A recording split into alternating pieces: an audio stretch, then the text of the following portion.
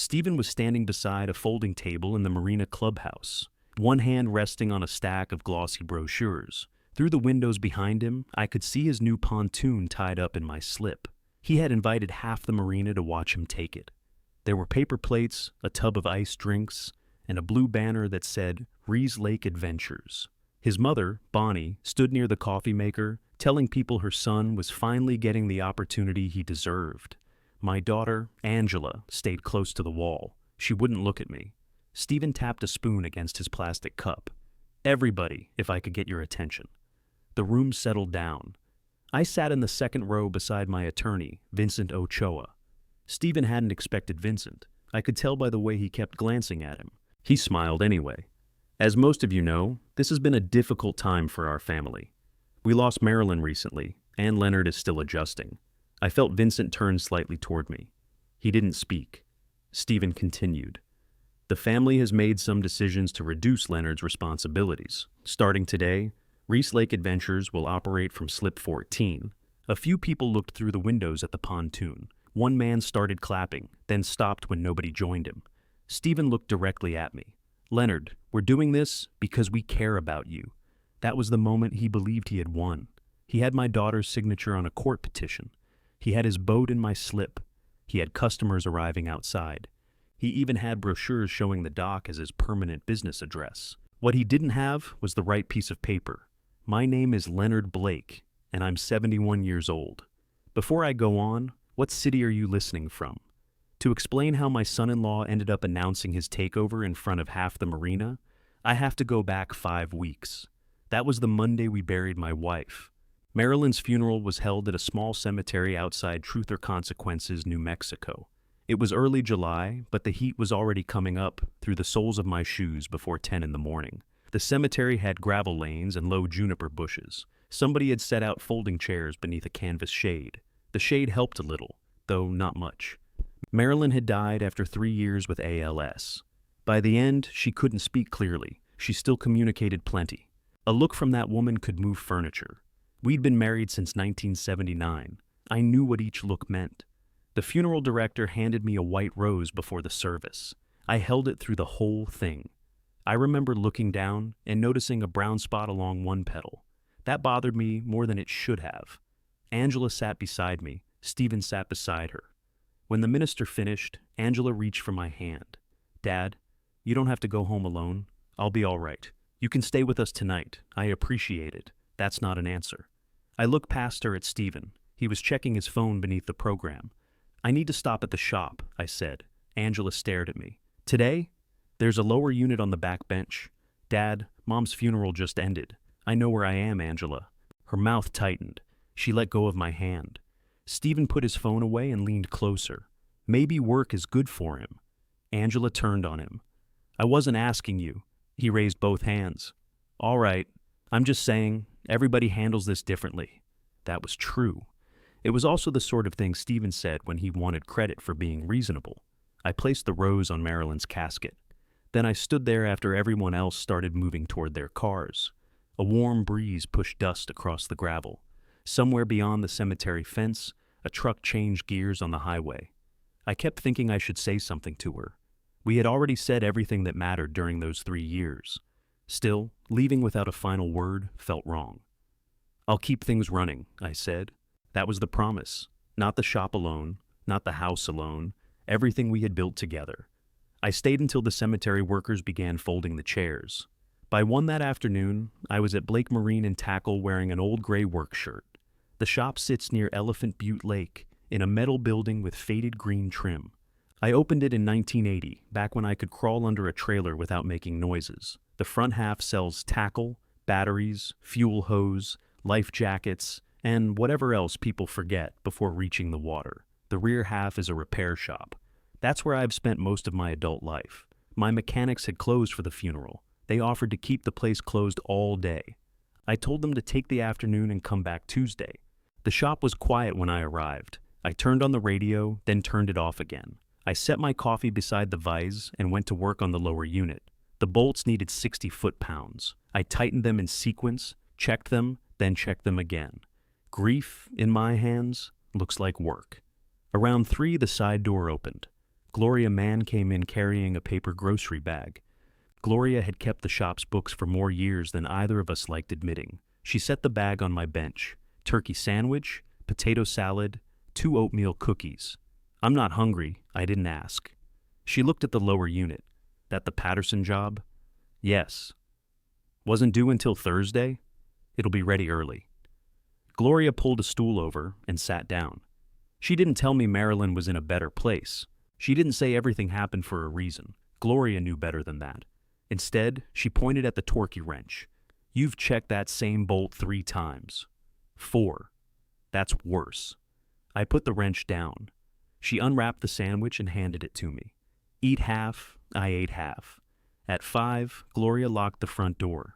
Before leaving, she stopped beside the old wooden desk Marilyn used when we first opened. Marilyn had kept a yellow ceramic cup there. It held pens, 2 screwdrivers, and a nail file she hadn't used in years. Gloria touched the rim, but didn't move it. You keeping this here? She asked. Yes. All right. She turned off the showroom lights and left. I remained another hour. When I finally went home, Angela's car was parked on Ocotillo Street. She sat on my front steps with 2 covered dishes beside her. Stephen's truck wasn't there. You could have called, I said. You could have answered. I checked my phone. I had missed 6 calls. I had the compressor running. For 6 hours? Sometimes it runs a while.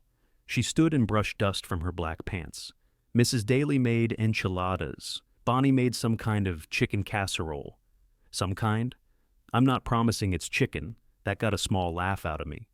Angela smiled, then looked guilty for smiling. I carried the dishes inside. The house felt different with another person in it. For 3 years, every room had been arranged around Marilyn's needs. The dining table held medication charts. The hallway had scuff marks from equipment.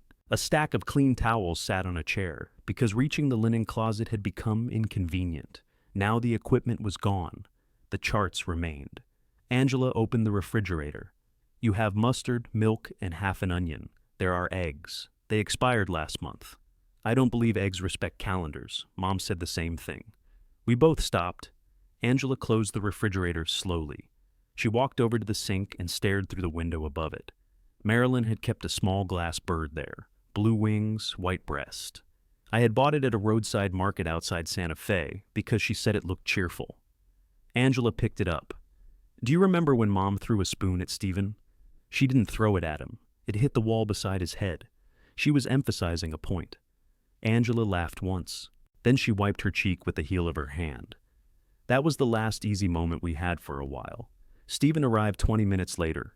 He came through the front door without knocking. He carried a legal pad and wore a tan polo shirt with Reese Lake Adventures embroidered over the pocket. I'd seen the name before. He'd been talking about starting a charter business since the previous year.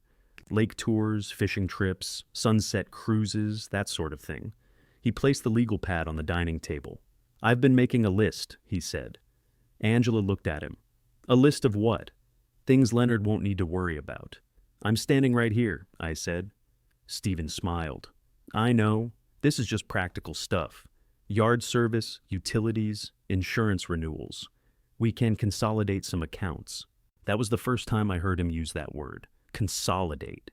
He said it like our lives were boxes taking up space in his garage. I pay my utilities, I said. I know you do. Nobody's saying you can't. Then cross that one off. Stephen glanced at Angela. She didn't back him up. She didn't back me up either. He sat down and clicked his pen. What about the marina? What about it? The boat. The Marilyn J. Right?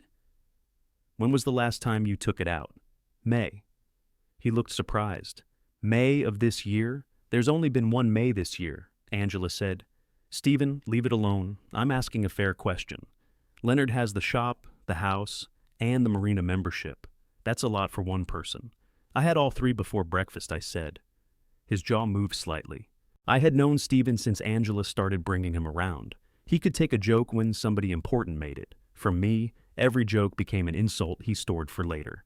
He closed the legal pad. Fine. We don't have to discuss it tonight. We don't have to discuss it tomorrow either. He looked toward the hallway. Where did they take the medical equipment? Who's they? The company. The hospice company. Why? I was wondering what kind of space that opens up. Angela turned around. Are you talking about moving things into this house? No. You looked right down the hall. I was looking down a hallway. I folded the casserole lid back over Bonnie's questionable chicken. What are you planning, Stephen? Nothing. I'm trying to help. Help with what? He pushed his chair away. This is exactly why people avoid these conversations. What conversation? The one where we acknowledge things have changed. He stood and put the legal pad under his arm. Your wife handled more than you realized. That landed harder than he knew. Marilyn had handled plenty. She managed our home, remembered birthdays, renewed insurance, and kept peace between people who didn't deserve the effort. When ALS took her voice, I learned every task she could no longer do. I learned because she showed me. I got up and opened the front door. Stephen looked at Angela. Are you coming? She stared at the floor for a moment. Then she picked up her purse. At the doorway, she touched my arm. I'll call tomorrow. All right. Stephen stepped onto the porch. Before leaving, he turned back. You should think about the boat. It isn't good for machinery to sit. I own a repair shop. I'm aware. They drove away. I cleared the dishes and put the legal pad conversation out of my mind. At least I tried. For the next week, I opened the shop each morning. I came home each evening. People dropped off food I couldn't finish. Sympathy cards appeared in the mailbox. I slept on my side of the bed. Marilyn's side stayed smooth. Every morning, I made coffee in the blue enamel pot she liked. I poured hers first out of habit. On Tuesday, I stood there holding 2 cups before I understood what I had done. After that, I still took out 2 cups. I just put hers back. The following Monday was 1 week after the funeral. I left the shop shortly after lunch to check the Marilyn J. The boat was an 18-foot center console I had restored years earlier. When I found it, the deck was soft and the wiring looked like cooked spaghetti. I replaced the stringers, rebuilt the transom, installed a used outboard, and painted the hull white with a narrow blue stripe. I named it for Marilyn in 1991. The J didn't stand for anything. Marilyn said every respectable boat name needed a mysterious initial. I told her that wasn't true. She said it was true now. Our family joined the Sundown Point Marina Co-op that same year. They assigned us slip 14. I had kept that slip ever since. The road to Sundown Point runs past dry hills and patches of creosote. The lake appeared blue between the ridges as I came around the last bend. I parked beside the co-op office and carried a small canvas tool bag down the dock. The aluminum walkway was hot enough to feel through my boots. Wind pushed little waves against the floats. I could see slip 14 from halfway down. A brand new pontoon occupied it. The hull was black. The seats were tan. 2 outboards hung off the stern. Large silver letters ran along the side. Reese Lake Adventures. I stopped walking. For a few seconds, I honestly wondered if I had taken the wrong dock. Grief had been doing odd things to my attention. I checked the post number, 14. My dock lines were gone. My rubber fenders had been moved. Stephen's pontoon sat beneath the shade cover I had paid to install. The Marilyn J was nowhere in sight. I walked back to the marina office. The harbor master that afternoon was a man named Dale. He knew me, though not well. When I entered, he took off his reading glasses. Leonard, I'm sorry about Marilyn. Thank you. He looked past me toward the dock. I suppose you're here about the change. What change? His expression shifted. The boat change. Where is the Marilyn J? Dale stood. Stephen said you approved it. Where is my boat? He reached for a clipboard. It was hauled to Mesa Value Storage, across the highway, behind the tire place. Who hauled it? Stephen arranged a trailer. When? This morning? That meant he had moved it 1 week after Marilyn's funeral. Dale pulled a sheet of lined paper from beneath the clipboard. He brought this in. The note was handwritten. I recognized Stephen's square printing. Leonard wants the family dockage consolidated under Reese Lake Adventures. Move Marilyn J to dry storage. Dad isn't really up to the boat anymore. The word Dad had been underlined once. Stephen had signed his own name beneath it. He hadn't forged my signature. He had done something slipperier. He had written the instructions as if he were relaying my wishes. Dale watched me read. He said he was your son. Son-in-law. He said the family had agreed. Did I call you? No. Did I sign anything? No. Did Angela? He rubbed the back of his neck. Not that I saw. I folded the note once and set it down. Who authorized the slip change? I did, based on what he told me. Dale looked embarrassed now. Leonard, I'm sorry. With the funeral and everything, it sounded reasonable. Reasonable? That word gets used a lot when someone wants an old man to accept something already done to him. May I have a copy? Of course. He took the note to the copier. While the machine ran, I looked through the window. Stephen's pontoon moved gently beneath my shade cover. A cardboard box of his brochures sat on the dock. Dale returned with the copy. I can call him. No, I can tell him there's a problem. Not yet. He handed me the paper. What do you want me to do? I want you to tell me whose name is on slip 14. Dale turned to the computer. He typed for a few seconds, frowned, then opened a filing cabinet. The membership file was thin. He read the top page twice. This says Blake Family Living Trust. I knew that sounded familiar. 3 years earlier, after Marilyn's diagnosis, we had signed a stack of documents in Vincent Ochoa's office. The boat went into the trust. So did the slip and certain equipment from the shop. Marilyn had insisted on it. At the time, I was learning how to operate her breathing equipment. I was handling insurance calls and trying to understand a disease neither of us wanted to name. Vincent explained the trust, but much of that meeting had passed through my head without staying there. I remembered Marilyn asking about a safeguard clause. I remembered Vincent saying it was unusual but enforceable if written carefully. I didn't remember what it protected us from. Dale slid the file toward me. Does Stephen have authority for the trust? No. You're sure? I'm the trustee. Dale's face went pale. I took the copied note and thanked him. Then I drove across the highway to the storage lot. The Marilyn J sat in the back row between an old camper and a flatbed trailer. Dust covered the bow. One of her blue fenders had been thrown onto the deck.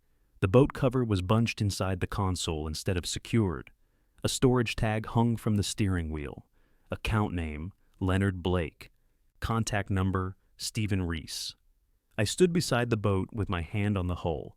A week after my wife's funeral, my son-in-law had emptied the marina slip, moved my boat, taken over my dockage, and listed himself as the person to call. He had expected me to accept it. Maybe he thought grief had made me weak. Maybe he thought being family gave him authority. Maybe that $85,000 pontoon had left him desperate. I didn't know about the loan yet. I only knew he had planned this before the funeral.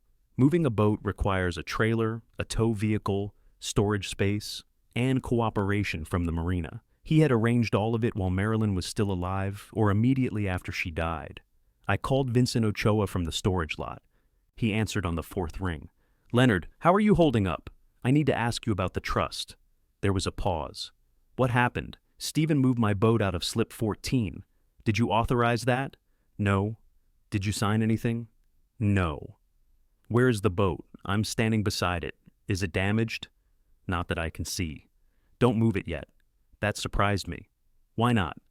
Because I want a clear record of where he put it. I looked at the storage tag again. Vincent, what exactly did Marilyn make you put into that trust? His chair creaked over the phone. That isn't a conversation for a parking lot. When can I see you? Tomorrow morning, 9 o'clock. I'll be there. Bring every piece of paper you have. I folded Stephen's note and placed it in my shirt pocket. Before hanging up, Vincent said, Leonard, don't warn Stephen that you called me. I wasn't planning to. I drove back toward town with the air conditioner running full blast. Stephen's note rested against my chest. For the first time since the funeral, my mind felt clear. I still didn't know what Marilyn's safeguard did. I only knew she had expected trouble before I ever saw it coming. The next morning, I reached Vincent's office 8 minutes before 9. His office was in a low stucco building near the courthouse. The waiting room had 2 brown chairs, a water cooler, and a painting of Elephant Butte that looked nothing like Elephant Butte. His assistant waved me through. Vincent sat behind his desk with the trust binder open in front of him. The binder was dark blue and thicker than I remembered. He pointed to the chair across from him. Show me the note. I handed him the copy from the marina. He read it without speaking. Then he placed it flat beside the binder. This is Stephen's handwriting? Yes. He didn't sign your name. No, he made it sound like he was conveying your instructions. That's how Dale read it. Vincent nodded. Smart enough to avoid an obvious forgery. Careless enough to put the rest in writing. He opened the binder to a tab marked Property Schedule. Let's start with what we know. The trust holds the boat. He ran his finger down the page. It also holds the marina membership and the rights connected to slip 14. You remain sole trustee. What does Angela control? Nothing while you're serving as trustee. What does Stephen control? Even less. That answer settled something in me. Until then, part of me had wondered whether I had forgotten a later document. During Marilyn's illness, I had signed insurance forms, medical releases, equipment rentals, and home care agreements. Some weeks, every flat surface in the house held paperwork. I could have missed something. Vincent turned to another page. Did you ever give Angela power of attorney? No. You gave her limited authority on one shop account years ago. I remember that. That isn't the same thing. It doesn't give her authority over trust property. And it gives Stephen nothing. Correct. I leaned back. Then why did the marina let him do it? Because people hear the word family and stop asking for documents. He removed his glasses and cleaned them with a cloth. What do you want to happen right now? I want my boat back in its slip. That's reasonable, but I don't want you moving it this morning. You said that yesterday. I want photographs first. I want the storage intake form. I want the name of whoever transported it. I also want a written objection delivered to the marina board. I can tell Dale. You already did. Dale made the mistake. The board needs its own notice. Vincent put his glasses back on. Keep it simple. Don't accuse anyone of stealing. State that you didn't authorize the move. State that no one else may change the membership file. What about Stephen? You can ask him what he did. Ask? Yes. People often explain too much when they think they're being reasonable. I looked again at the binder. What about Marilyn's safeguard? Vincent rested his hand on the cover. There are protections in here. Right now, your strongest protection is ordinary ownership. You're the trustee. The assets belong to the trust. Stephen has no authorization. That isn't what I asked. I know. Then answer me. He was quiet for a moment. Marilyn wanted consequences if anyone tried to take control from a capable trustee. We drafted language for that. I don't want you waving it around before there's anything to apply it to. What would apply it? A specific legal act. We're not there. Can I read it? Of course. You have a copy in your home safe. I remembered putting it there. I didn't remember opening it again. Vincent closed the binder. For today, document the boat. Lock the marina file, then watch what happens. Watch Stephen, watch everybody. I left his office with a legal pad, a short list, and no feeling of satisfaction. Satisfaction would have been getting my boat back. This was slower. I drove straight to Mesa Value Storage. The place had a chain-link fence around rows of sun-faded trailers, campers, and boats. A handwritten sign on the office door said the manager would return in 5 minutes. She returned after 12. Her name was Janice. She wore a wide straw hat and carried a ring of keys large enough for a jailer. I showed her my identification. The white center console in row 6 belongs to me. She looked at her computer. Account says Leonard Blake. That's me. She compared my license to the screen.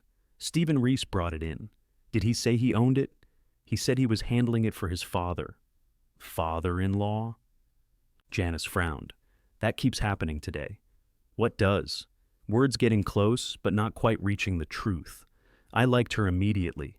I asked for the intake form. She printed it and placed it on the counter. Stephen had listed me as the owner and himself as the only contact. The form showed the boat arrived at 1:47 on the afternoon of the funeral. There was a transport company listed near the bottom, Desert Tow and Marine Haul. Who paid the first month, I asked. Cash. Who signed? She turned the page around. Stephen's signature sat beneath the storage terms. I pointed to the contact number.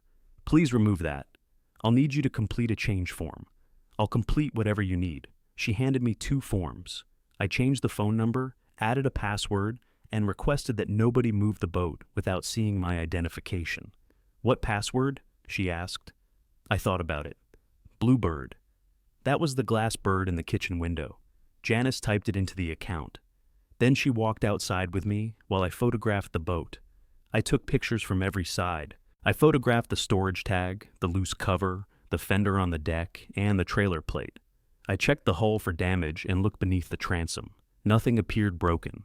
That almost made it worse. Stephen hadn't acted in anger. He had planned the move carefully enough to avoid obvious damage. Janice shaded her eyes. You want it moved out? Not today. Storage is paid through the end of the month. I'll leave it for now. I drove back to the shop and found Angela waiting beside the front counter. She had her arms folded. Her sunglasses were pushed onto her head. Steven said, "You called a lawyer." I called my lawyer. He said you're treating him like a criminal. I haven't spoken to Steven. He got a call from Dale. That isn't the same thing. Gloria sat at the bookkeeping desk with a folder open. She kept her eyes on the papers, though I knew she was listening. Angela lowered her voice. "Dad, can we talk privately?" I led her into the repair area. The overhead door was open. Heat rolled in from the parking lot, carrying the smell of asphalt and lake dust. She stopped beside the workbench. "Steven shouldn't have moved the boat without telling you." No, he shouldn't have. But he was trying to solve a problem. What problem? The boat was sitting there. It had been sitting there for 4 weeks. He needs a place to launch the business. That isn't my problem, I know. She said it too quickly. I waited. Angela picked at a loose edge on her purse strap. "He thought you'd rather keep the boat in storage. You hardly used it while Mom was sick. I used it in May. You took it out once. How often am I required to use my own boat before Steven gets it? That isn't what I mean." "What do you mean?" She looked toward the open door. "Everything has been hard. Steven has been trying to hold things together." "For whom?" "For all of us." I let that sit between us. "Did you know he planned to move the Marilyn J?" "No." "Did you know before the funeral?" "No." "Did you give him permission?" "No." "Did you tell the marina I wasn't up to boating anymore?" Her face changed. "He wrote that." I took the copied note from my shirt pocket and handed it to her. She read it twice. "Dad isn't really up to the boat anymore," she said quietly. "That's what he told them." "I didn't see this. Did you tell him anything like it?" "We talked about you being alone. That's all." "Did you discuss the slip?" He asked whether the membership could stay in the family. "It is in the family. You know what I mean." "I'm beginning to." She handed the note back. "I'll talk to him. I'd rather he talk to me. He thinks you're angry." "I am. That makes it harder. It's supposed to." Angela looked at me for a long time. Then she walked back through the showroom and left without saying goodbye to Gloria. 5 minutes later, my phone rang. "Steven." I let it ring twice before answering. "Leonard, I hear we have a misunderstanding. You moved my boat. I relocated it to a storage lot. A secure storage lot. You wrote that I wasn't up to boating. Dale needed a reason. He needed my permission." Steven sighed. "I was going to talk to you." "When?" "When things settled down." "My wife's funeral wasn't settled enough for you? That's not fair. The intake form says 147. Silence. I could hear traffic on his end of the call. Finally, he said, "The transport company had an opening. You booked them before the funeral?" I called around. "When?" "Leonard, I don't keep a diary. You should start." His voice hardened. "I spent my own cash storing that boat properly. You removed it from a paid slip. A slip you weren't using. You don't decide that. I thought we were family. So did I." He breathed into the phone. Then his tone softened again. "I understand you're grieving. I'm not going to argue with you while you're in this state." "What state is that?" "Upset. My boat is in a dirt lot. And it's safe. Move your pontoon. We have reservations coming in." "That business hasn't launched. It's about to." "Not from my slip." He went quiet again. When he spoke, the softness was gone. "Angela has an interest in that marina membership." "Who told you that?" "She's your only daughter." "That wasn't my question. She has rights." "Which rights?" "You can ask your lawyer." "I did." He hung up. Gloria appeared in the doorway holding 2 cups of coffee. "One of those for me?" I asked. "Depends." "Are you planning to throw it?" "No." She gave me the cup. I heard enough. The whole shop heard enough. The whole shop already knows Steven is an ass. That part wasn't confidential. I drank the coffee out. It had no sugar, which meant Gloria was worried. She nodded toward my office. "Your marina renewal usually comes this time of year?" "It should. I haven't seen it. Maybe it hasn't gone out." "Maybe." Gloria didn't say more. That evening I checked the mail when I got home. There were 2 grocery advertisements and a flyer for air conditioning service. No sympathy cards, no bills, no marina notice.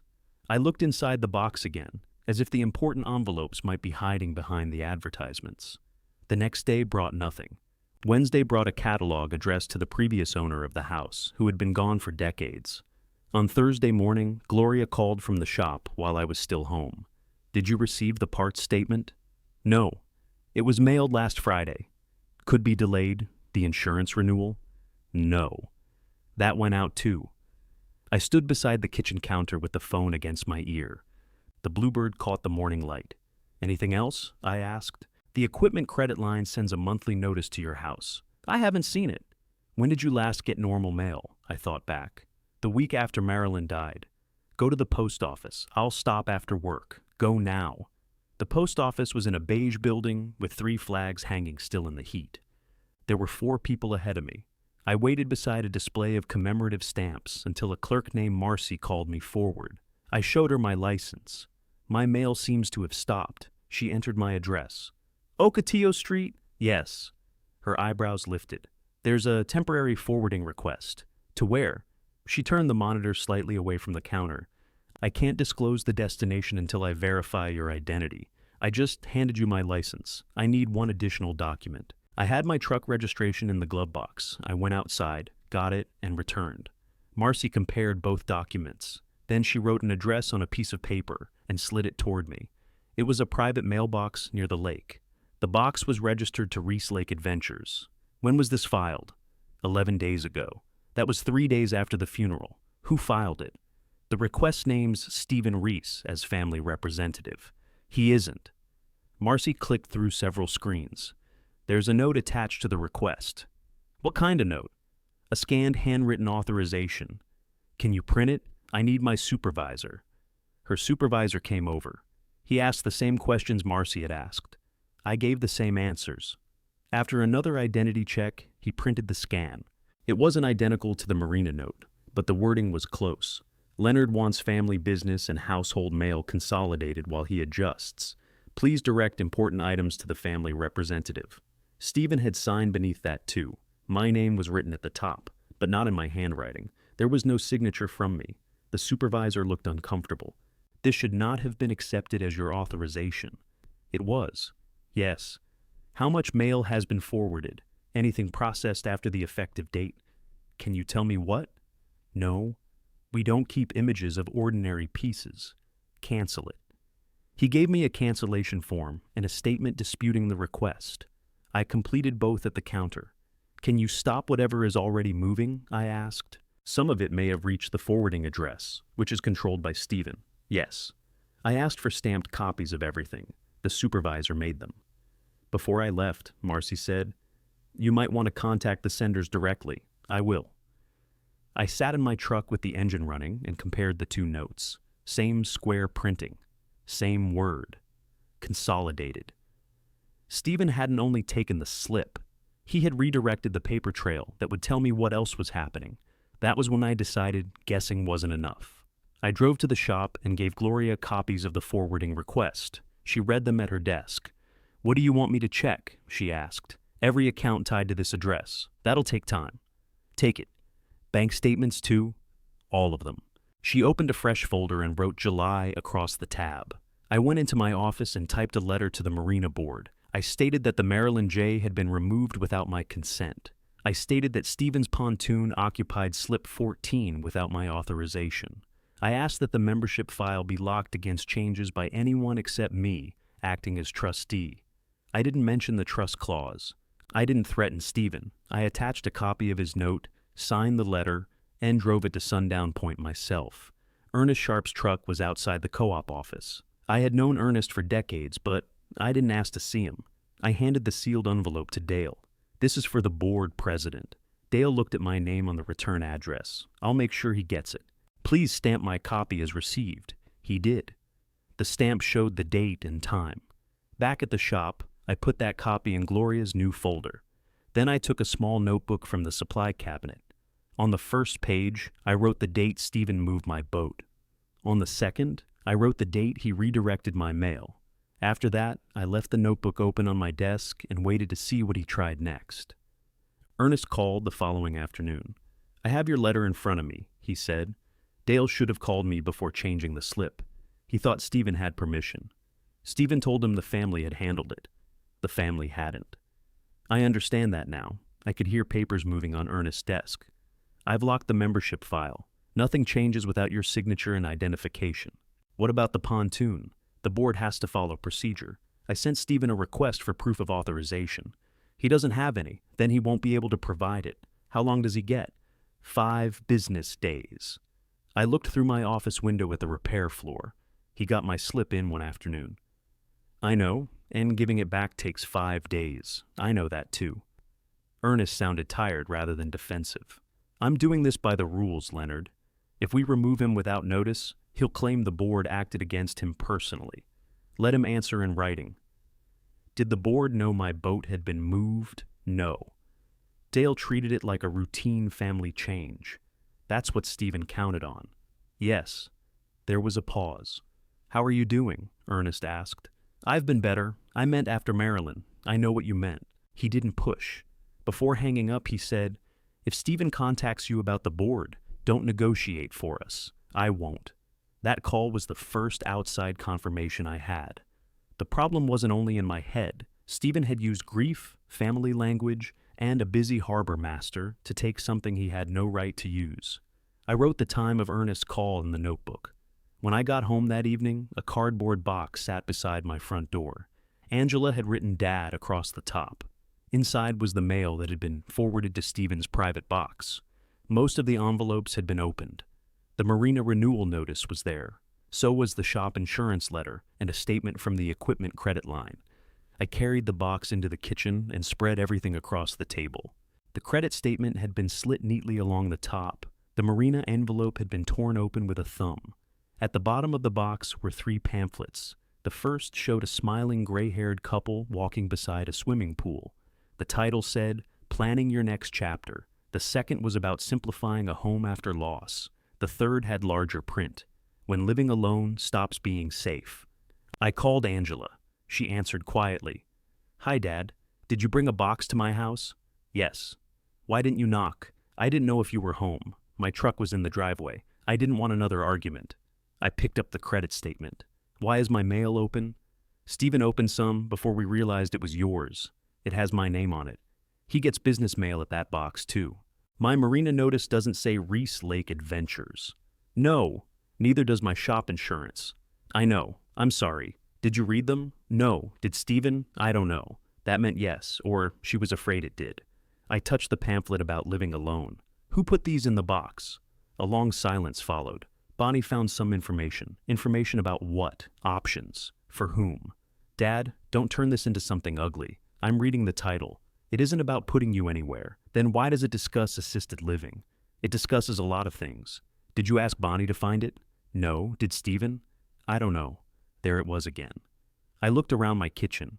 Marilyn's bluebird sat in the window. Her yellow dish towel still hung from the oven handle because I hadn't been able to move it. I'm not leaving my house, I said. Nobody said you were. Someone sent me a pamphlet explaining how. It's just a pamphlet. Then you keep it. I ended the call. I put the open mail in Gloria's July folder. I placed the pamphlets in a separate envelope and wrote the date on the front. The following morning, a man called the shop asking to speak with me. This is Ricky Murray, he said. I work with families during senior transitions. I turned my chair toward the wall. What transition? Life transition, bereavement, household adjustment, financial organization. Who gave you my number? Your family reached out. Which family? I understand your daughter and son-in-law have some concerns. What concerns? Nothing alarming. They're trying to be proactive. That word joined consolidate and reasonable on the list of words I had begun to dislike. What do you do, exactly? I'm a senior transition consultant. Are you a doctor? No. A nurse? No. A social worker? I have training in family support and aging resources. That didn't answer the question. He gave a small laugh. You're direct. That's good. I usually meet with people at home. We talk about routines, medications, bills, safety, whatever is relevant. Then what? I prepare recommendations for the family. Do I get the recommendations? Of course. Before or after my family? Another pause. We can discuss distribution when we meet. I looked through the glass at Gloria. She was matching invoices at her desk. When do you want to come? I have tomorrow afternoon open. What time? 1 o'clock? I wrote it down. Come at 1. After hanging up, I carried the note to Gloria. She read Ricky's name. Who is he? A senior transition consultant. Her expression changed. Who hired him? He says, family. which means Stephen, most likely. She set the note down. I've seen this before. Consultants, families building records. She closed the invoice folder. One of my bookkeeping clients had a brother who wanted control of their mother's accounts. First came brochures, then somebody offered to help with mail, then a consultant started writing down every forgotten name and unpaid bill. What happened? They used the notes in a guardianship filing. I leaned against her desk. Was the mother incompetent? No. She forgot where she left her glasses and paid the electric bill twice. So have I. What did the consultant call it? Financial confusion. Gloria pushed the paper back toward me. Cancel the visit. I thought about Vincent's advice. No. Leonard. If I cancel, he writes that I refused help. He might. If I let him come, I hear the questions. He'll write whatever Stephen wants. Then I'll keep my own record. Gloria studied me. You still have that camera in the kitchen? Yes. We had installed it during Marilyn's second year with ALS. Home medical deliveries kept arriving while I was at the shop. The camera let me check when someone came to the door. It was a small black unit above the pantry doorway. It connected to the same recording system I used at Blake Marine. The footage saved on the office recorder. Make sure it's working, Gloria said. I will. And don't perform for him. What does that mean? Don't answer questions he didn't ask. Don't try to prove how sharp you are. Just be yourself. That sounds risky. She almost smiled. At home that night, I tested the camera from my phone. The picture showed the kitchen table, the sink, and most of the living room entrance. I moved one chair so anyone sitting there would remain in view. Then I placed the unopened pamphlets on the counter. Ricky arrived at 12:52 the next afternoon. He drove a white sedan with magnetic signs on both front doors. The signs said, Murray Sr. Transitions in green letters. He wore tan pants, a pale blue shirt, and soft brown shoes. He carried a leather portfolio against his chest. Mr. Blake? That's me. He offered his hand.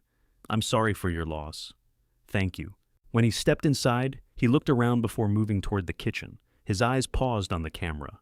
That for security? Yes. Is it on? It usually is.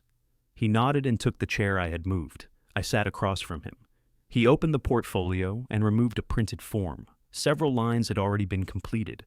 My name was at the top. Beneath it was my address, Marilyn's date of death, Angela's phone number, and Stephen's phone number. Who gave you this information? I asked.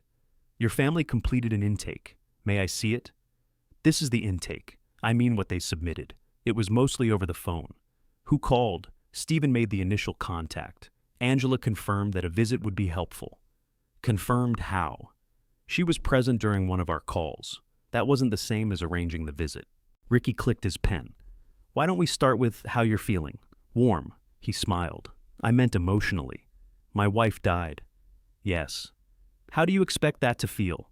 There's no correct answer. Then write mine down. He did. For the next 20 minutes, the questions stayed ordinary. Was I sleeping? Some. Was I eating? More when Gloria supervised. Was I taking any medication?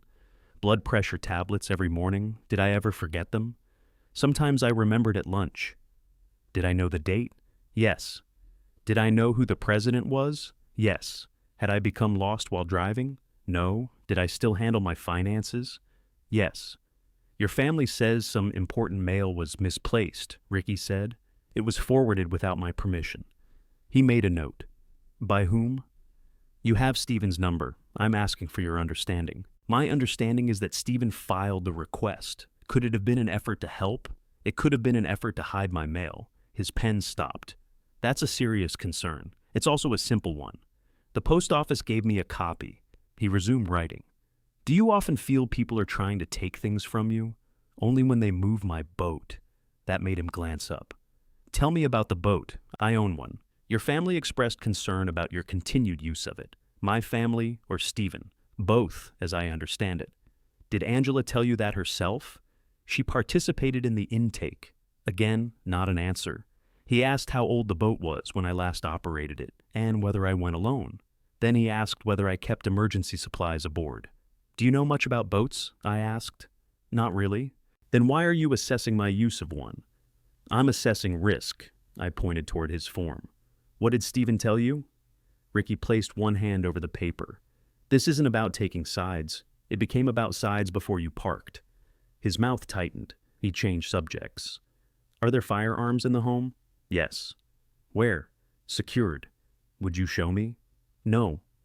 He wrote another note. Do you use alcohol? Occasionally. How often? A drink now and then? Have you been drinking more since your wife died? No. He looked toward the trash can as if empty bottles might be sticking out of it. There weren't any. I offered him water. He accepted. While I filled a glass, he stood and looked down the hallway. Which room was your wife's? Ours. I meant during her illness. So did I. He sat again. The questions continued through most of the afternoon. He asked whether I had fallen, whether I left burners on, whether I had forgotten customer repairs, whether I could name my bank, whether Gloria had access to my money. Then he asked something that didn't fit. Have you made any recent changes to your estate plan? No. Are you considering any? No. Do you know who inherits your property? Yes. Who? That isn't part of a wellness visit. It can help us understand whether you're vulnerable to influence. Whose influence? Anyone's. He gave me a release form. This allows me to speak with your physician and financial professionals. I read it. The language gave him permission to request medical information, speak with my bank, and share his assessment with the people named on the intake. I'm not signing this. You can revoke it later. I'm not signing it now. Refusal may limit the recommendations I can make, then make fewer. He returned the form to his portfolio. At 3:30, he closed the folder. I'd like to schedule a follow-up. I'll call you. It's better if we reserve a time. I'll call you. He stood and handed me his card. Beside his name were the letters CSTC. What do those stand for? Certified Senior Transition Consultant. Certified by whom? The National Senior Transition Network. Is that a government agency? No, it's a professional organization. Are they the same people who trained you? They provide the certification. I walked him to the door. Before leaving, he placed 2 more pamphlets on the counter. One explained financial oversight. The other discussed temporary family management during bereavement. I think you'll find these helpful, he said. I think you already decided what you wanted to find. His expression remained pleasant. We're all concerned with your safety. Who's we? But he was already stepping outside. I watched his sedan turn off Ocotillo Street. Then I locked the door and called Gloria. He left, I said. How long was he there? 2.5 hours. What did he ask? Everything except whether I wanted him there. I drove to the shop and went straight to the recorder. The full visit had saved correctly. I copied it onto 2 drives. Gloria put one in the July folder. I gave the other to Vincent later that afternoon. He didn't watch it while I was there. He only asked, did Ricky request access to your doctor or bank? Yes. Did you sign? No. Good. Gloria thinks they're building a guardianship record. Vincent looked at the drive in his hand. She may be right. Can his notes do that? They can support a story. That doesn't make the story true. I pointed to the drive. Now we have what actually happened. Yes. He placed it in his desk drawer. Keep paying attention. When I returned to the shop, Gloria had every account statement spread across the bookkeeping desk. She held up the equipment credit statement from the box. This was open before Angela returned it. I noticed. There's a reason someone wanted to see it. She turned to her computer and entered a password. What reason? I don't know yet. She moved closer to the screen. But something on this account changed while your mail was being forwarded. She clicked through the account history and stopped at a pending transaction. Here. I moved beside her. The screen showed an advance request for $22,000. The request had been submitted against the equipment credit line 2 days earlier. Did it clear? I asked. No. It's on hold. Why? Fraud review. She opened the bank's message center. A notice had been sent to my home address the previous morning. That notice was probably sitting in Stephen's private mailbox, unless the post office had caught it after I canceled the forwarding request. The bank had flagged the draw because the money was being sent to an account that had never received funds from Blake Marine before. The receiving account belonged to Reese Lake Adventures. I read the name twice. What would happen if the bank approved it? We'd owe the money. What would Stephen owe? Nothing to this account. Gloria scrolled farther down. The request came through an authorized signer. I'm the only signer. No. She opened the account profile. My name appeared first. Beneath it was Gloria's name, limited to bookkeeping inquiries. Then came Angela Reese. I remembered signing that authorization during Marilyn's first year with ALS. I was spending more time at home, and Angela had offered to help if Gloria needed someone to approve an emergency purchase. The arrangement was supposed to last a few months. Nobody removed her. Could Angela take $22,000? I asked, not as cash. She could approve an equipment line advance tied to a business expense. Reese Lake Adventures isn't my business. That's likely why the bank stopped it. I pulled a chair over. Can you tell whether Angela made the request? Her access was used. That isn't what I asked. No. Gloria picked up the phone and called the bank. She gave the account number, answered several security questions, then requested the commercial lending department. After another transfer, she handed me the phone. The bank officer asked for my full name and the last 4 digits of my tax number. Then he said, "Mr. Blake, the advance remains pending. No funds have left your account. Who requested it?" The approval came through Angela Reese's authorized access, what was submitted as the business purpose. He read from the request: pontoon safety equipment, commercial passenger gear, and launch inventory. Does the request mention Blake Marine? No. Does it include invoices? There's one attached estimate. From whom? Reese Lake Adventures. Stephen's company had submitted an estimate to my shop for equipment it supposedly planned to sell itself. Even the bank officer sounded confused when he read it. Can you cancel the advance? I asked. Yes, as the primary borrower. Cancel it. I'll need a signed dispute form. I'll come in. I also recommend suspending all secondary access. Do that now. He placed me on hold. Gloria stared at the screen while tinny piano music played through the phone. When did Angela last use this account? I asked. Never. Not once. Not that I can find. The officer returned. Secondary access is suspended. The pending advance cannot process. Please visit a branch today with identification. I thanked him and hung up. Gloria printed the account history, the fraud alert, and the pending request page. She put each sheet in order inside the July folder. Then she looked at me. This isn't somebody being pushy about a dock. No. They tried to put his business debt on your shop. Yes. You need to call Vincent, after the bank. We drove there together. The branch manager brought us into a small office with frosted glass walls. He printed the dispute form and highlighted 3 places for me to initial. I read every line. The form described the transaction as an unauthorized line advance requested through a valid secondary user. That sounds like Angela had authority, I said. She had authority to approve legitimate expenses for Blake Marine, the manager said. The disputed purpose doesn't appear connected to Blake Marine. Would it have cleared without the fraud review? It could have. What triggered the review? The new destination account, the size, and a recent mailing address change. My redirected mail had nearly helped stop the transaction that Stephen wanted hidden from me. That was the careless part. He had changed too much at once. I signed the dispute and revoked Angela's authorization. The manager stamped my copy. Do you want us to close the credit line? He asked. No. The shop uses it during larger repairs. We can restrict future advances to in-person requests from you. And Gloria. He looked at her authorization. Mrs. Man currently has inquiry access only. Add her for advances. Gloria shook her head. I don't need that. If I get hit by a bus, the shop still needs parts. Don't get hit by a bus.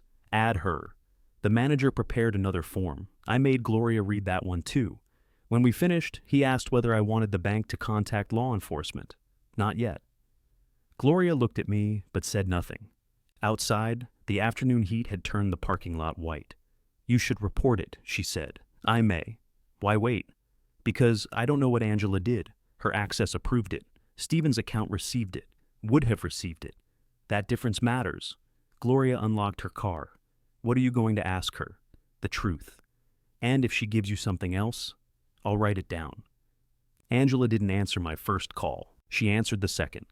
Dad, I'm at work. Did you request $22,000 from Blake Marine? She said nothing. I could hear a door close on her end. What are you talking about? An advance from the equipment credit line to Reese Lake Adventures. I didn't take money from your shop. Your bank access approved it. I don't have access to your bank. You did until an hour ago. No, I don't. You were added during your mother's illness. That was years ago. It was never removed. Her breathing changed. Did Stephen use your phone this week? He uses it all the time. Did you receive a code from the bank? Another silence. Angela, he asked me to confirm something. What? He said it was business paperwork. What kind of business paperwork? I don't know. You entered a bank code without knowing? He had his tablet. He said the lender needed to verify family backing for the marina operation. Family backing. That's what he called it. What did the screen say? I didn't read the whole thing. I closed my eyes. Did you sign anything? I typed my name and entered the code. That was approval for $22,000. He didn't tell me that. The money was going to his company.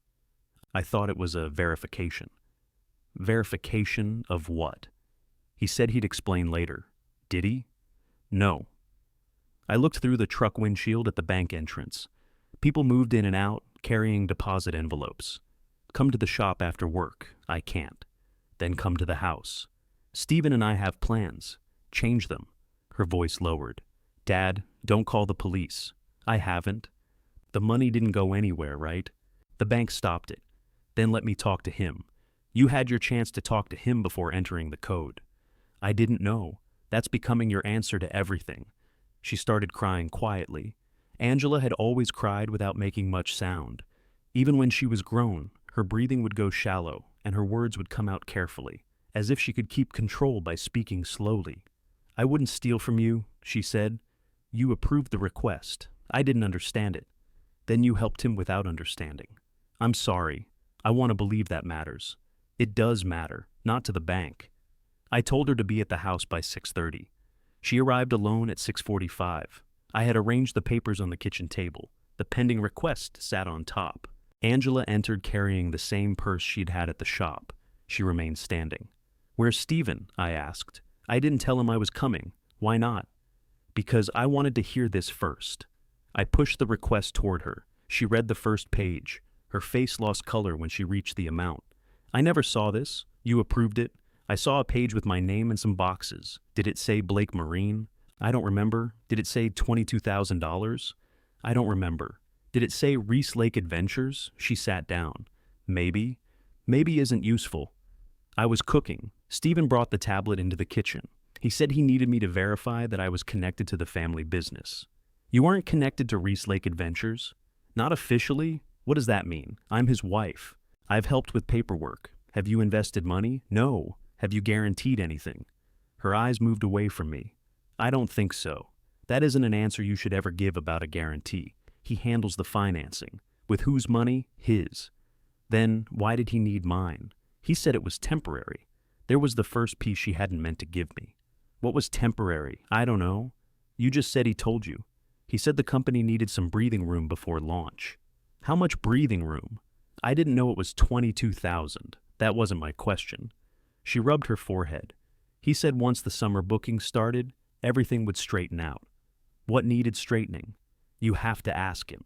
I am asking the person who approved the money. I didn't approve money on purpose. On purpose doesn't change the signature. She stared at the paper. I'm sorry. I went to the sink and filled a glass of water. I placed it in front of her. She didn't touch it.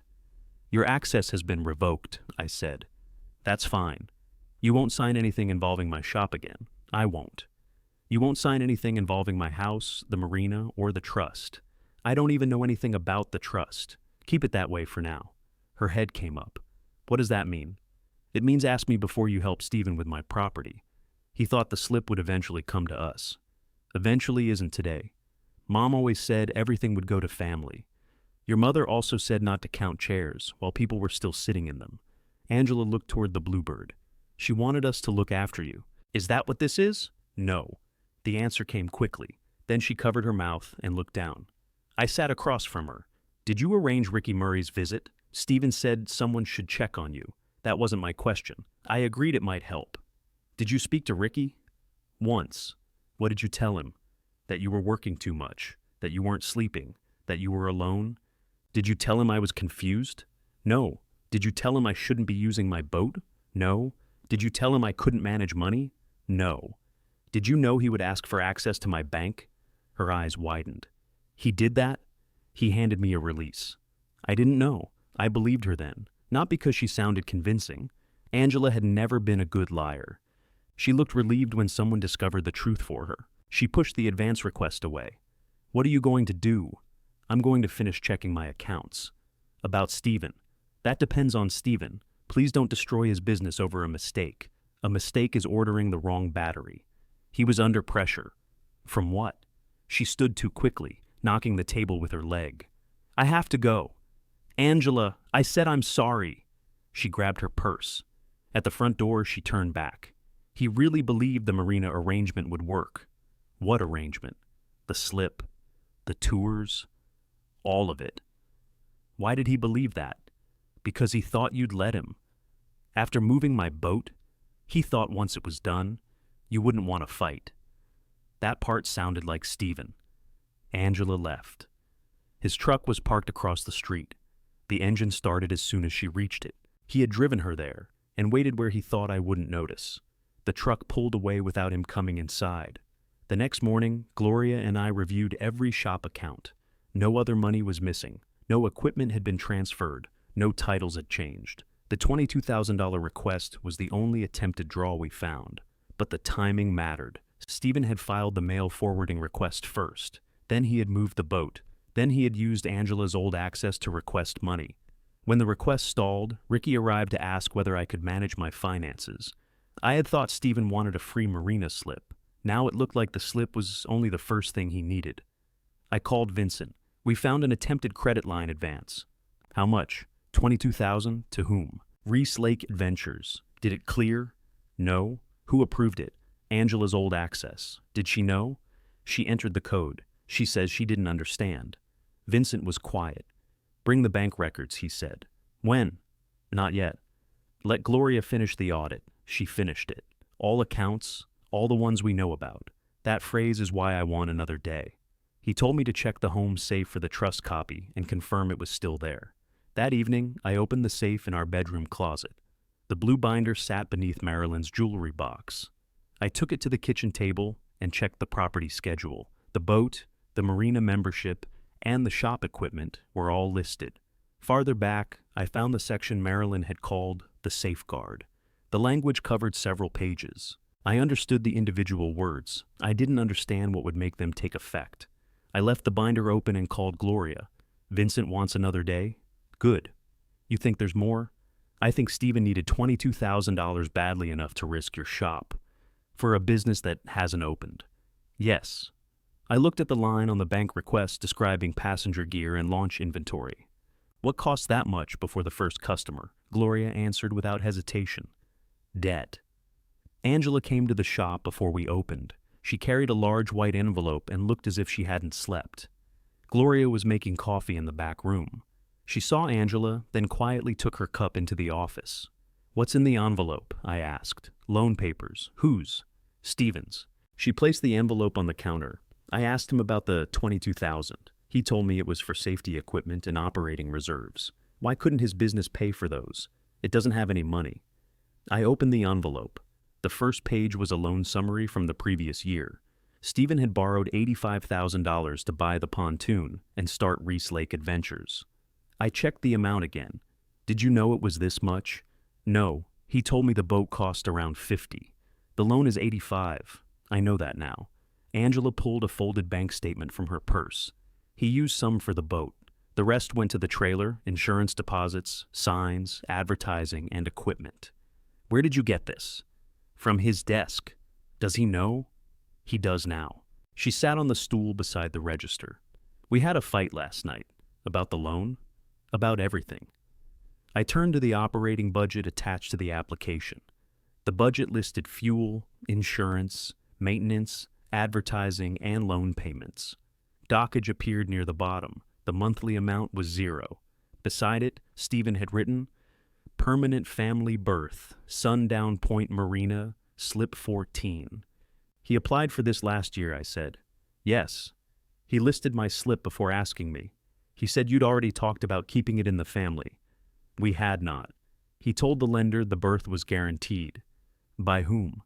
He didn't say. I read farther.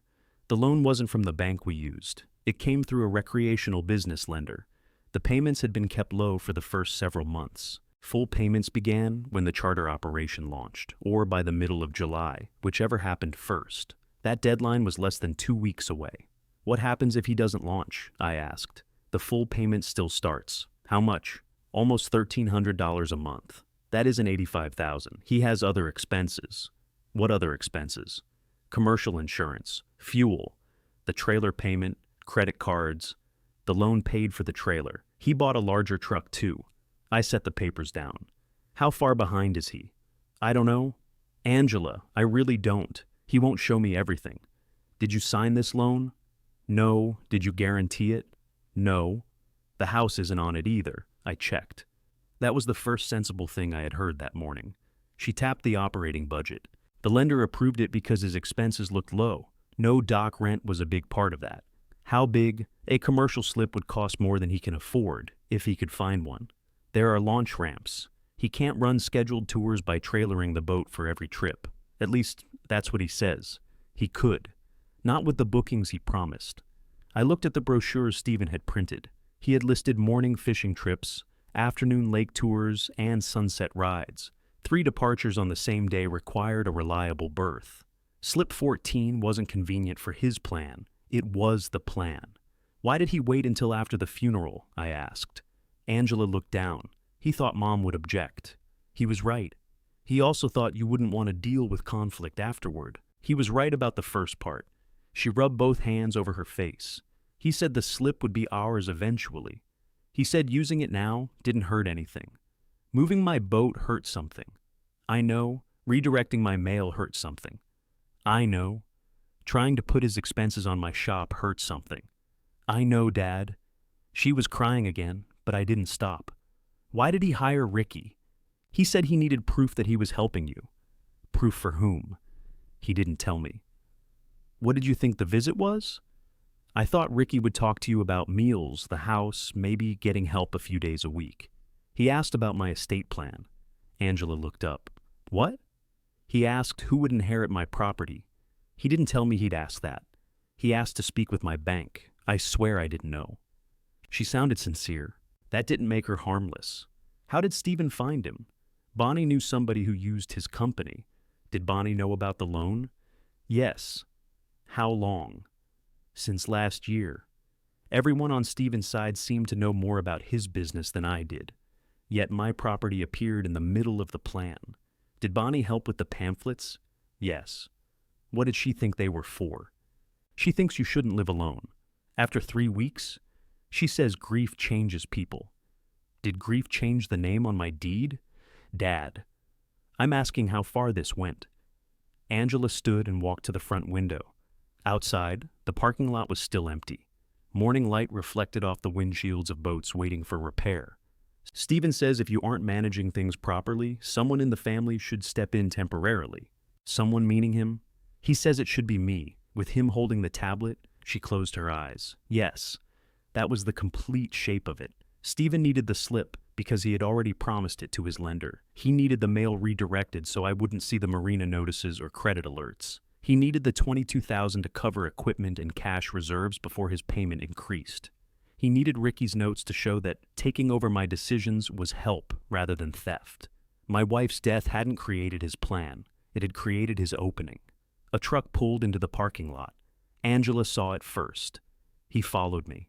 Stephen parked beside her car and came through the front door without knocking. He wore the Reese Lake Adventures shirt again.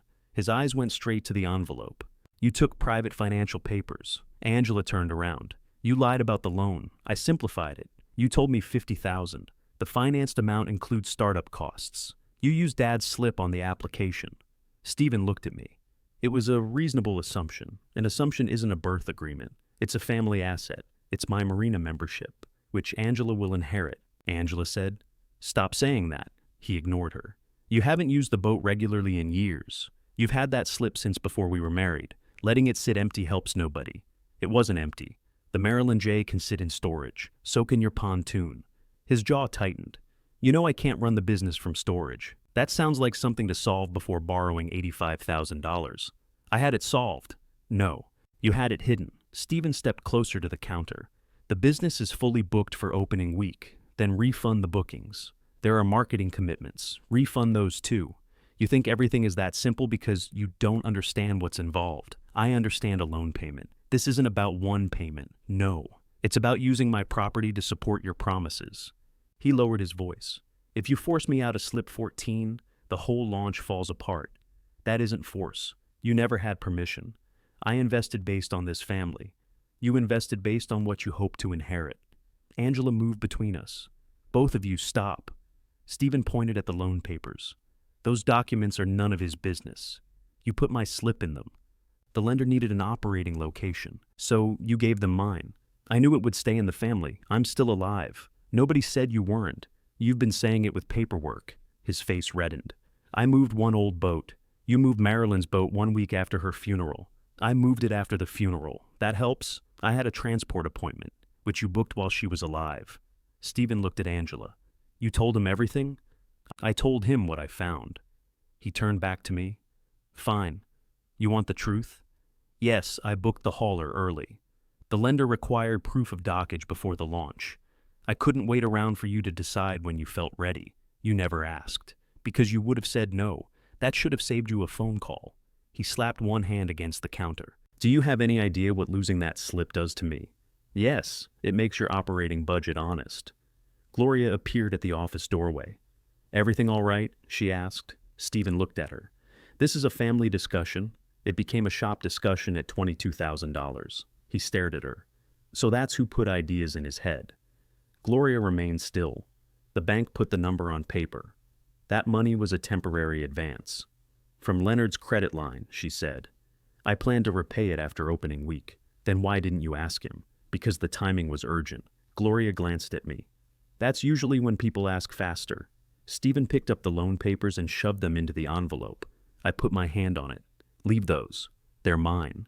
They're evidence involving my property. Evidence of what? That's what I'm finding out, Angela said. Stephen, leave them. He looked at her as if she had struck him. You're taking his side? I'm trying to understand what you did. I did this for us. You used my name at the bank. I used access you already had. Without explaining it.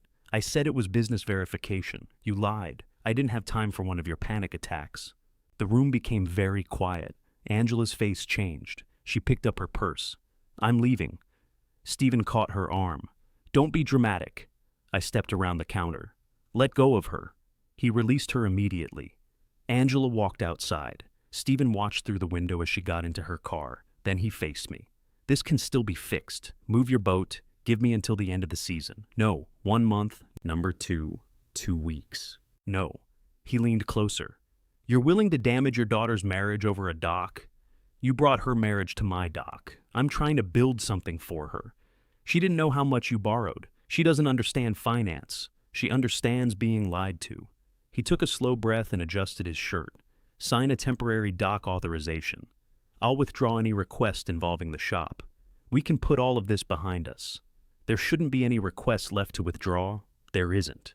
Then why make it part of the offer? His eyes shifted, only for a second. Move your boat, I said again. Stephen picked up the white envelope. You aren't thinking clearly. I've heard that recently. This obsession with keeping everything exactly as Marilyn left it isn't healthy. You moved the boat because your payment changes in July. He went still. Angela had given me the one fact he hadn't expected me to know. I continued. You need free dockage before your lender looks at the operation. You need $22,000 for equipment and reserves. Without both, your first season doesn't cover the loan. You don't know what you're talking about. I read your budget. He looked down at the envelope in his hand. When he spoke again, his voice was calm. There are legal ways for a family to step in when someone can't make reasonable financial decisions. Is that what Ricky told you? I'm telling you. He left through the front door. I watched his truck pull out of the parking lot. Gloria came to the counter. What did he mean by legal ways? The same thing you warned me about. She looked toward the office where the camera drive and bank records were stored. We should see Vincent now. I called him before Stephen reached the highway. Vincent listened without interrupting. When I finished, he said, Tomorrow morning, bring the recording, the bank file, the loan papers, and your trust copy. What changed? They're no longer trying to borrow your property. His voice was flat. They're preparing to borrow your authority. The next morning, Gloria and I sat across from Vincent while he arranged 4 items on his conference table. The trust binder went first. Beside it, he placed Stephen's marina note, the bank records, and the drive containing Ricky's visit. He opened the trust to the section I had tried reading at home. Marilyn asked for this clause, he said. I remember. Do you remember why? She worried somebody might take advantage while we were distracted by her illness. That was part of it. Vincent turned several pages. She was more specific than that. She worried someone might use either of your health problems to take control of the trust. Gloria leaned forward. Someone in the family? Anyone with a future interest? He pointed to a paragraph halfway down the page. I read it once. The sentence ran for nearly half the page. Put that into English, I said. If a beneficiary files or joins a petition claiming the trustee is incompetent, that beneficiary risks losing everything they would later receive from the trust. Risks? The clause has conditions. He picked up a yellow pad and wrote 3 short lines. First, the person targeted must be a serving trustee. That's you. He tapped the second line.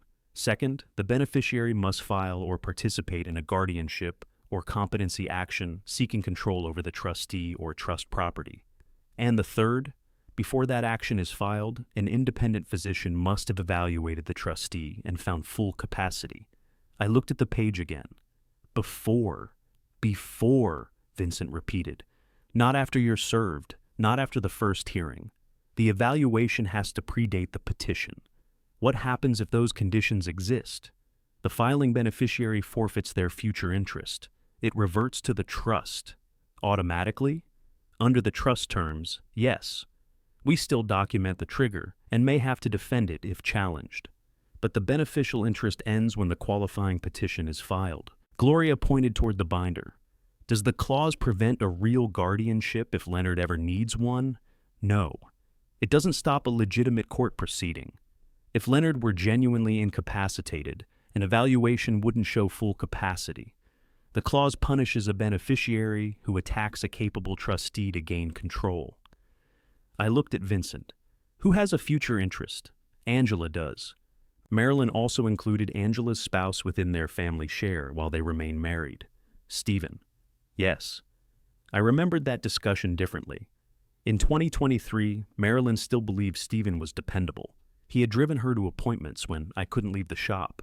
He brought groceries. He repaired a section of fence after a windstorm. Maybe some of that had been real. Maybe he had simply been patient. If both of them file, I asked, both interests are exposed. Does Stephen know this clause exists? Not unless Angela gave him the trust. She says she knows nothing about it. Then assume he doesn't know. I glanced at the camera drive. Is Ricky's visit enough to count as a competency action? No, he isn't a physician and he didn't file anything, so nothing is triggered, correct? What about the money request? Separate issue. Useful evidence, not the trigger. Vincent turned the binder toward me. The important part is the medical evaluation. Right now, you don't have one. My doctor sees me twice a year. That isn't the same thing. My records show I'm capable. They show blood pressure readings and routine care. We need an evaluation focused on decision-making capacity. Can you arrange it? I can give you names. You make the appointment yourself. Why? Because I don't want anyone claiming I coached the doctor or selected someone who works for me. He wrote down 3 physicians. Choose one with no connection to the family, the shop, or this office. Gloria read the names. Which one can see him fastest? That isn't for me to influence. She gave him a look. You wrote the names in order. I may have listed the most practical option first. The first name was Dr. Kimberly Andrews, in Truth or Consequences. I called from Vincent's conference room. Her receptionist said the next regular appointment was 3 weeks away. I may need an earlier capacity evaluation, I said. For a court matter? Possibly. She placed me on hold. When she returned, she offered a cancellation the following morning at 8:30. I'll take it. Vincent handed me a copy of the relevant trust section. Don't show this to Stephen or Angela. I won't. Don't mention the evaluation. I won't. And don't bait them into filing. I have no intention of speaking to them. Gloria gathered the bank papers. What happens if they never file? Then the clause never activates, Vincent said. And the marina? Leonard still owns the authority to control the trust property. We deal with the unauthorized dockage through the co-op. I understood then that the clause wasn't a weapon I could swing at Stephen. It was a trap Marilyn had placed around our authority. It only worked if he stepped into it himself. Dr. Andrews' office occupied part of a medical building near the hospital. I arrived 20 minutes early. The receptionist gave me 6 pages of forms. I listed my medications, prior surgeries, daily responsibilities, and emergency contact. I put Gloria's name instead of Angela's. Dr. Andrews came into the waiting room herself. She wore dark blue scrubs and carried a clipboard. Mr. Blake? I followed her to a plain office with 2 chairs and no examination table. She closed the door. Before we begin, tell me why you requested this evaluation. My son-in-law hired a consultant to ask whether I can manage my life. What kind of consultant? A man who left pamphlets about assisted living. Is your son-in-law seeking guardianship? Not that I know. Has anyone filed a petition? No. Is an attorney requesting this evaluation? My attorney explained why having one might matter. I selected your office and made the appointment.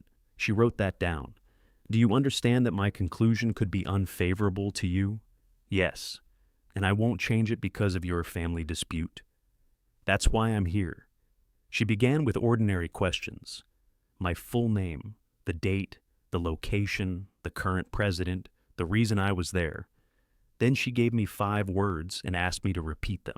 She asked me to draw a clock showing a particular time. She read a short story and asked questions about it later. Some parts felt simple, others required concentration. She asked me to subtract by 7s. I made one mistake, corrected it, and continued. Does the mistake worry you? She asked. No. Hiding it would. She made another note.